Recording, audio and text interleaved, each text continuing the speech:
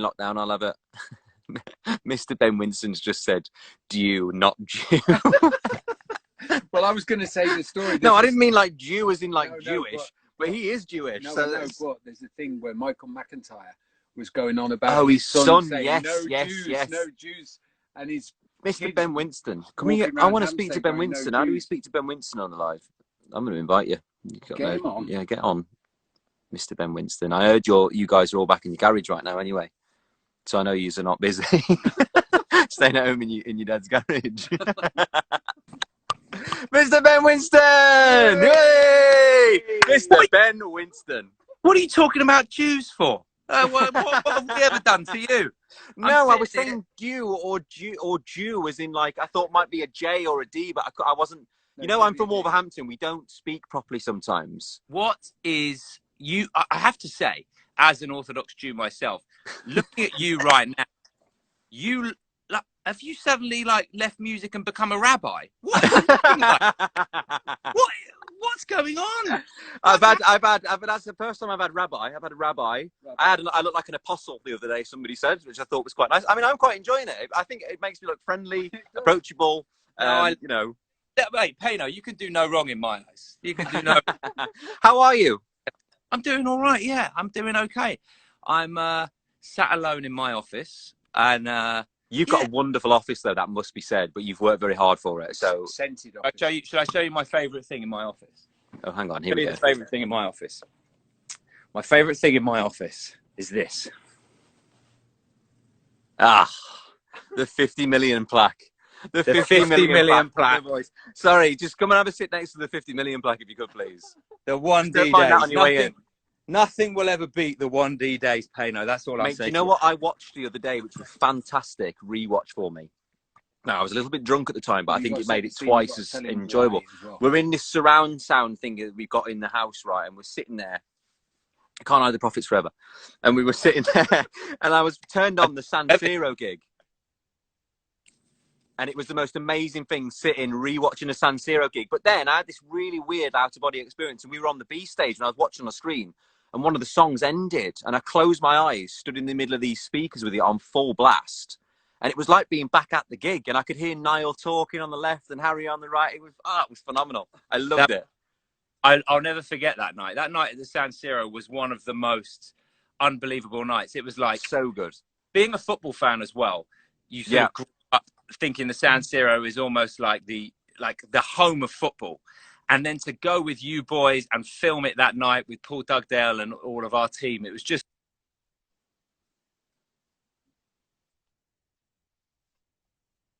It was unbelievable. It was so good. It was so good, and it was amazing. There's bits of it I hadn't seen before. Like there's interviews that come on afterwards, and then there was a whole thing about us making the show, which was amazing. And it was actually next to the MOD base that me and Louis broke into the next day at Cardington. Do you remember that? I don't remember, and I didn't mention about how we made it. There was like a little bit on the after credits of like us dancing on the stage. We remember Paul, who did all of our choreography, and Helena was there. Yeah, and they were showing us all about how we were making the show in Cardington, and I turned up in a helicopter, which I just thought was absolutely hilarious. Oh, I remember that with the explosions, and you're all sitting there, and everything was. We're like, ah! Yeah, it was amazing. It was amazing. I mean, that fireworks display afterwards. And then the one thing they did in the middle of the San Siro as well was they did the big cards of the We Love 1D Italy. And I never told you that was going to happen. No. We knew it was going to happen because we had worked with the fans group there. The fans group was just unbelievable. They had been there for like 3 days laying it out. And I was like, oh, what's it going to look like? And they were like, it's going to look amazing. And it really did. I've got to show you. You haven't, honestly. It's unbelievable. But that was the way, all of your fans, the whole way through it was always like every gig that you ever did around Europe, America, everywhere. It was like they always did something unbelievable that we just never could have expected. It was right. It was the one in the Netherlands to orange, wasn't it? Everybody wore orange for the day. And we decided that in the morning. Do you remember? It was the one morning we all got up and were like, what are we going to do today? There's nothing to do. Well, let's make everyone wear orange. And then everybody came in orange to the gig. Come from a conversation that you and I had on the coach, and we were like, it would be. Well, I mean, you know, all the best conversations have got to start somewhere, haven't they? Let's be honest. But I think we were hoping that something would, like, we were filming This Is Us at the time, and I like thinking, oh, I really want to show like how incredible it is that you can sort of say something and your fans will do it. And yeah, so, no, it was amazing. And you tweeted out, "What about if everyone wears orange tonight?" And then suddenly we turned up like 14 hours later, and every single person is head to toe in orange. Imagine the shopping spree that went on. We should have had stocks in orange that day, in orange and oranges. But then again, maybe everybody in Holland just has orange stuff. Has orange, yeah, that's true. Actually, maybe I've not thought that through. How's everything? All good, man. I went and saw Bear today, and we had a little hangout, which was quite nice. I haven't seen him in a couple of weeks. It's hard with the COVID thing, so I have to make sure that I'm negative before I can go over and see him. So it's having to wait that couple of days before you can test and and whatever. So it's he's only up the street, and it's dead complicated. But it was he's got so big. He's huge. I'd love to see him. My two are getting bigger too. It's unbelievable. Oh, that's right. You've got two now. Yeah, Ruby's 4 and Gracie's 1. And they're both just amazing. They're just both beautiful. Yeah, it's the best. You said something on your Instagram the other day, and suddenly I got like inundated because you mentioned that there was 2 Midnight Memories. You mentioned there was Midnight Memories music videos, and suddenly I just like inundated, like release the video. Why are you hiding? And I was like, because do you remember what happened with that? Because that was nothing. Yeah, because you got canned, didn't it? And I actually looked just like this in the video. You did. That was nothing. We never made that. We couldn't make that video because we were making something else. I couldn't do it. And that's why there's a second one. And so literally you guys didn't like this video. And then a week later, they said, can you just do Midnight Memories? You got a week to do it. No, I prefer the first one. But then you should have spoken up because we had a week to make that Midnight Memories video. That's why it was also random. It was like, we just pulled it together so fast, that one, because we weren't ever supposed to be making that. I don't think I saw the first one you made. It was like a rock band thing, right? I'll show you when you're old enough. What was I going to say? What was I thinking about? I just had weird. Do you ever get like when we talk? Sometimes you get weird flashbacks to like. I can remember filming Story of My Life and us being in that giant venue all day. It's so weird. It's so weird when you catch up with people after a long time. But it's good. Pressure he's ever put you under? What's the most pressure you've ever put me under? You know what? Dressing me up and making me do Leroy was the most pressure you've ever put me under. I had a proper paddy that day. I couldn't do it. I was like, I can't do it. Can't do it. I don't want to do it. Yeah. I had a meltdown. Video. The best song ever music video was unbelievable. Oh, so good. Speaking of Jews, that was in a synagogue. Not joking. We shot that. Rent Jews. We shot that in a synagogue in Miami. Yeah, it was like, that lady's house that was a house. It was the Temple of Miami, and they do weddings and stuff there. And we were looking for a venue. I don't know why we had to shoot it in Miami, and then we built that office space in the temple. And what's really funny is on that dance scene at the end, there's that balcony. That's the balcony where like women will sit in Jewish. Yeah, and like just dancing all over the place. But that was brilliant. You were Leroy. What was everybody? Zane, we got Marcel was Harry. Marcel was Harry, and then we couldn't make that video these days though. I know. I have to think about that. Character. I have to think about that. In a million years. I know. Jesus Christ! It was the one character was based on. Impossible. I mean, listen, he was just a famous musician. Yeah, we didn't know. Well, I mean, it was actually based on Tom Cruise's character. No, we're not allowed to say that. It wasn't based on Tom Cruise's character. It was based on. So we have to go with the other one. I mean, either way, we don't win. Yeah. That's a discussion for not live on your Instagram. There was an issue when we finished that video because the Tom Cruise character was from that movie, and we just did it right. We wrote it. Me and Cordo wrote it, got you dressed up, and then we finished it. And then the movie studio was like, it was nothing. It was actually nothing like that one. It was really nothing. It wasn't anything like that. Yeah, you don't own that character. And I was like, well, it's not Tom Cruise. And yeah, it was really problematic. That's hilarious. Do you want another tidbit about that video? In the background of that office, there are hundreds of trophies, right? Hundreds of and they're like Oscars or BAFTAs, right? I broke one of them on Harry's head. Right. Every single one of those was in the shape of an Oscar. And when we sent the video and we finished the video, we got told that you're not allowed to use the shape of an Oscar. Oscars own that. So problematic. We had to go back in, and every single trophy is CGI'd into a different shape. So they were all to Tom Cruise. okay. Everything is the shape of Tom Cruise. But now they're all like rounded and they don't look like Oscars. That's all CGI. Just those trophies. Oh wow! Even I didn't know that. I'm learning everything. I remember, it's like the world was never. It'll never be the same again. I'm gonna have to go back and watch that again now. What are you up to at the moment? What are you working on? How's good old James? Cordo's all right. We're doing the show from his garage at the moment. This is the Late Late Show office, but we're doing the show from his garage at the moment because the numbers in LA aren't great. We've just had to postpone the Grammy Awards. I'm producing the Grammy. Oh no, I saw that. Sorry about that, mate.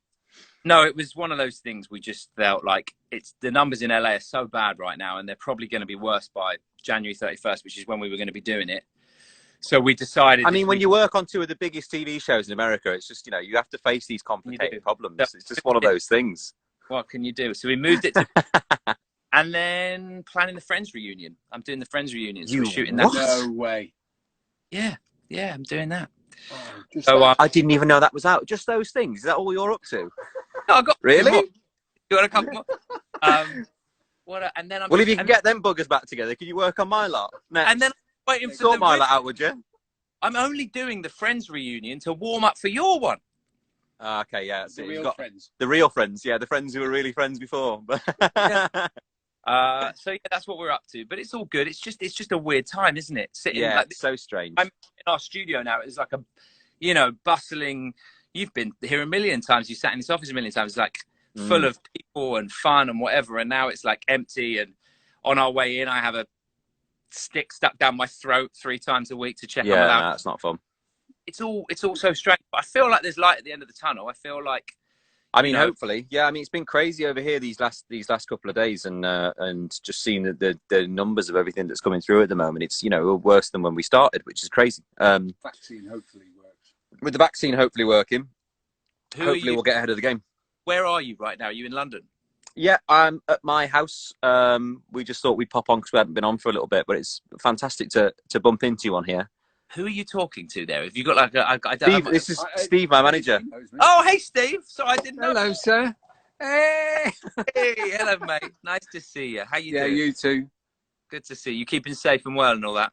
Safe and well. We're neighbours, so we're in a little bubble, That's and good. We spend an hour a day. Otherwise, we both go cuckoo. So it's yeah. Honestly, I'm happy just to come to my office. There's nobody here, so I don't exactly see anybody. But otherwise, I just can't get any work done, really. So no, I know. But I suddenly tuned in and I was like, oh, look, Payne. Rabbi Payne. Wait till you see the show on. Wait till you see the show. I'll watch it on Saturday and let us know what you think. I absolutely. We're trying to save up to be you. Well, let's not talk about saving up. I mean. No, we're doing a massive 1D set where we've let all the fans choose what songs we're going to do in the set. And what have they chosen? That's a good point, actually. On, He's going to find out now. But we had to literally spend 2 days recording 50 songs to get them all done and finished so that we could put the show together. So we did a big ask for this show. So you've already shot it and you're just broadcasting it on Saturday. Is that what you're doing? Yeah. Or is it live? Yeah. No, we've already shot everything, which was really lucky this time, actually, because of everything going on. And we just didn't know whether we were going to get a chance to do it again, obviously, coming into this new year. So we knuckled down and did it. But because we were doing so many songs, we just got on with it. And it was 2 days, 50 songs. And it was really nice to go back over. And I think the one thing I said about it is, and I think you'll relate to this, but when I was younger, I didn't really... Oh, what's he doing here? When I was younger, I didn't really understand the songs as much as I understand them now. Like, they mean so much more to me later on in life than they ever have done before. Do you mean the lyrics, or you mean the feeling that you get when you hear them? The feeling, the emotions that come through, the lyric as well for some of them, especially something like Story of My Life. When we were singing Story of My Life before, it was just like, it always meant the moment we were in, whereas it's looking back at that moment now, which is a bit of a different situation, actually. But no, you'll enjoy it, man. It's a good blast from the past. Yeah, Story of My Life is a tune. Oh. And that video, I love that video. I should watch it again some point, because I need to watch it. I think that's the best video I ever made, for sure. Just because it was like with your family and like having them all there frozen and having to stand really still while you walked around and sang with them. It was beautiful. The funniest thing from that video, my old man, bless him, like he loved it, and he loved doing the music video and getting dressed up and whatever. It was great. But he halfway through, they asked him to stand really still, and he needed to cough really badly, and he was stood in the shot, and obviously he's got to stand still. So he's trying his hardest, bless him, not to cough at the time this video is on, and his eyes are watering and whatever. It was it was so funny, so funny. But it was great to rebuild them sets and see your old house, and it was nuts. These are the songs we're doing here from the 1D set. Let's have a look. We've got 18, Fireproof, Through the Dark, Stockholm Syndrome, Girl Almighty, Strong, You and I, and Night Changes, which is our first half of our show for 1D section. I love it. You and I'm less of a fan of. Everything else I love. What? You and I don't know. Just not when Zayn used to do the big high note, no? Oh, yeah, no, Zayn. Yeah, okay, all right. All right, fair enough. That used to turn you on a little bit. Come on. Yeah, of course it does. You know, I love One Direction songs. I still have them on in my car all the time. I'm still the biggest. Least favorite One Direction song of all time. This is going to hurt. No, I'm asking you. I've got my. My least favorite One Direction song. I've got one, and I mean love to all the writers and you guys who wrote it and everything. I don't mean any disrespect. I mean, let's be honest. You did do 5 albums in 5 years. There's going to be something that we don't like, isn't there? What did you least like singing when you were on stage? I get to the heart of the matter, guys. Stick with me. Singing on stage. For singing on stage, there was one song that we made. I love the boys. I'm sorry, but there was one song that we made with McFly called "I Would." Oh yeah. My fiance would hate me because it's her favorite. It's her favorite one, but I hated it. It was the worst. To like, I want, because they're. Oh, it's I want, not I would. I want. Yeah, I didn't enjoy that. Do you know what my least favorite One Direction song of all time is? Oh, here we go. Got to Be You. Oh, Got to Be You. Yeah, no, Got to Be You. Got to Be You. Was it our second or third single? It didn't work. All of the video annoyed me. It was like all of you dressed up to like walking through forests and standing on lakes, and it felt hey, that's what I do. I'm a rabbi. And then it was like, you've got to be you. And also it reminded me of a time like I was, I mean, well, that was another story. But do you remember the first documentary we ever made for ITV2? Yes. And we made it, and then there was a hoo-ha. Yeah, I know what you're on about. At the end of it, and we had to change some bits and bobs and whatever, and that song reminds me of that time. Yeah. And you were stressing, going, oh my God, what are we gonna do? We hadn't finished it in time, and we needed to finish it, and Got to Be You was out at the time, and you know what was the best thing to come out of Got to Be You? What's that? Do you remember Shadow Pico? No. You must have seen Shadow Pico. I don't know what you're talking about. Right, they did this thing where they do movie titles that you like read. It's like movie things that they make a film. They're like, in a world where so and so and so and so, and then it's like a shot of me and Harry, and then they do bad lip read, so it looks like we're lip reading. And on the It's Got to Be You looks like Shadow Pico. Okay, I vaguely know what you're talking about. You have to watch it. It's the best thing that came out of Got to Be You for sure. What? But what's it got to do with Got to Be You? Because it was from the Got to Be You video, so they took shots and then made a bad lip read of it. Oh, and they put it over the video. Yeah. Well, you see, but that says how bad that was, because if the best... Joe Jonas is watching us. I wish we could do a 3-way. If the best, most people wish they could do a 3-way with Joe Jonas. Joe Jonas. Joe Jonas and I made a show together for he this just year. Put Ben Winston. Well, we made a show together. Put Ben Winston and the Rabbi. That's the name of our podcast. I did a show with Joe this year called Cup of Joe, and it was. I love it. It was a good show. It was a travel show with Joe we made this year, and it was for the channel Quibi, which is no longer exists. Is that no longer happening? No, they cut it. I did something for Quibi. I gave some money to charity for Quibi. Joe and I, it was so big, our show, that they just thought, well, we've peaked. We've done the Ben Winston, Joe Jonas project. What can you do? Where do we go? They called me up. They said, Liam, can you help us give some money to someone for charity? I said, yeah, I'm in. Would you look? You what? asking you for money for charity. Anyway, No, we did this show where it was called not Who Wants to Be a Millionaire. It was called Everyone's a Millionaire, something like that.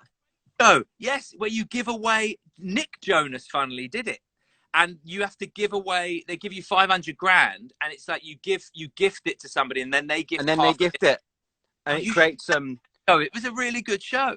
We did it. You were on it. I've done one. They did a UK version, but I don't even know if it came out. Maybe it did. Maybe it didn't. Someone got some money. I know that much. You give. Okay, so the idea, so everyone watching is you get £1 million. Is it? No, it's not $1 million. It's 100 grand. Yeah, there's 10 celebrities, and 10 makes $1 million. You get 100 grand, and you have to give that 100 grand to somebody you think is deserving. They take 50, and then they give 50 to somebody else. Then they take the 50, and they have to give 25. So it's like a chain of giving. Who did you give your 50 grand to, and why didn't you call me? We gave it to a charity that we've been working with over here in the UK called Trussell Trust, and there was a fantastic lady there who had basically set up one of the centres that I went to help give out food whilst COVID was going on at the start.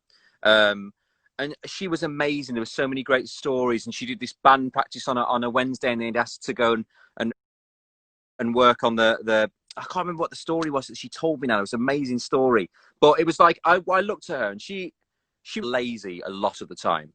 And for me, it was like, if you can get that much into your day, including grandchildren, whatever else you got to do, I was just sat there listening to all this amazing thing and how much she takes in life and whatever else. And it was really, really lovely. That's lovely. I mean, I think it's I mean, I think I would have been a better choice to give the 100 grand to. Work I did for the band for all those years. Yeah. All the adjudicating I needed to do and love and care. Was that adjudicating or adjudicating? Jews or Jews. It's why we started. But all right. So we talked least favorite. What's your favorite 1D song? Come on. Favorite 1D song. Once in a Lifetime. Deep. We never performed it, but I just think it just makes me think of a beach and peace straight away. Okay. Fair enough.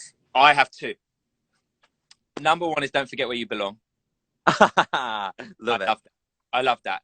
And the second one, I'm forgetting the name of, which is terrible of me, and I apologize. But it's the one that at the last gig you ever did was in Sheffield. And was it where my dad was in the front of the... Yes, and I flew from Los Angeles to Sheffield for that one night. I literally flew in and flew out because I wanted to for your last gig.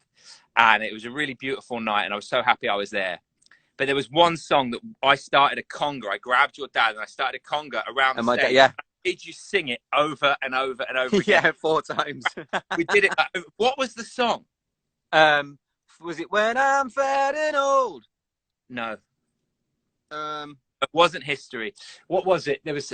It was like one of those where we just wanted you to keep going, and we were like, again. Yeah, do you know what I'm thinking of? Every time the song would finish, and you just anybody went na na na na na na na na na na na, and everyone was joining in. Yeah, when I'm fat and old, and my kids think I'm a joke. Act My Age. What was this song called? Act My Age. Oh. I love the way you're telling me what aren't 1D songs. Like I wasn't. Yeah, was it? It was Act My Age. I think it was, because anytime the song stopped and then Niall would just go na na na na na na na na, and the whole audience would go. It was amazing. Oh, it was a mega, and we just got it going, and we were like, I was like, how many times? It was much more than 4. We made you do it. Yeah, there was a lot more, and I just remember looking down to my right and seeing my dad at the front of this conga line going past us on the thing, and I just thought there'll never be another moment like this in life ever again. Well, so it was like it was a really gorgeous moment because everybody who had been with you for all those years, like people in management, security, like friends and family, your parents, all of us, it was like the final big party. We didn't want to end, and also like loads of your fans joined it, and it was just like, this is bonkers. Like, when is this going to happen? Yeah, when's it ever going to happen again? Yeah. It was really beautiful. I really remember that. It's one of my real memories. Granted, I'm saying it was one of my real memories, and I can't actually remember the song. But that's I remember the essence of the moment. Yeah, the moment. No, I love it. Well, it's so beautiful to see you, Liam. You're looking well. Too. Apart from the rabbinic qualities of your facial hair. You love this. You love everything about this. I I do. I love it. I love you mainly. That's it. That's mate. the main thing I love. And, I love you too, mate. Well, thank you for coming on and having a chat. I appreciate it. Oh, mate, it's been beautiful. It means What I a haven't great moment. work and do all these emails or watch this depressing news to my right on my TV. Most of the time, it's just depressing. Yeah, true story. But good luck. I'm excited to watch on Saturday. I can't wait to watch your show. Thank you, mate. Enjoy it. You will. It's a blast from the past. It's a blast from the past. All right, I love you. Stay in See touch. you soon. Soon. Will do. Lots of love, mate. Right. Loads of love. How do I leave this? I'm going to help you. I'm going to help you out. Oh, give my love to your missus as well. I will. Kids. I will do. See you soon, mate. Bye, mate. Oh, how about that? I mean, that's just like the biggest like 1D section we've ever had in anything. That was good. I'm a bit worried there's not enough 1D sections in the show now, considering we just had that big overload of 1D. Yeah, so I just was telling Mr. Ben Winston, I always call him Mr. Ben Winston because he just is, about the show. But come and have a watch. It's on Saturday. Is it on Saturday? It's on Saturday. It's on the 9th. If you can't get tickets or find where to get tickets, it's in my bio, liampayne.veeps.com. Got some winners from me. Oh, we got winners from the giving the ticket. Oh, good point. Jeez, we got so bogged down in our. Have you got all three of them? Yeah. Look at this. Look at this. Who's won a ticket? I've given 6. You've given 6. Look at that. I can't leave you alone for 2 minutes, and there's 6 tickets that's gone out the window. Let's have a look here. Amazing. Okay, we got at ADY238HLNLZ. You have won yourself a t-shirt and a ticket. Yeah. At Pigeon of Tomo, like where you're going with that. You have won yourself a ticket. And a t-shirt. And a t-shirt too. At Chili Liam Payne, you have won yourself a t-shirt and a ticket. I like a t-shirt and a ticket. It sounds like my own game show or something. At UKUU, these were the extras. We got even more too. You have won yourself a ticket and a t-shirt. At Anna P. Quinn, you have won a ticket and a t-shirt. And oh, this one's complicated. At Holly 9980796, you've won yourself a ticket and a t-shirt. I'm gonna do 5 more at midnight. He's going to do 5 more at midnight, and we'll put them out on tomorrow. He's just giving it all away. Midnight, the last. As close to midnight as possible. Whoever's last on there with the hashtag I want a ticket. Guys, I can't wait to see you at the show. Thank you to all of my special guests who've been on tonight too. Lots of love, everybody. Stay safe. Win yourself a ticket and a t-shirt.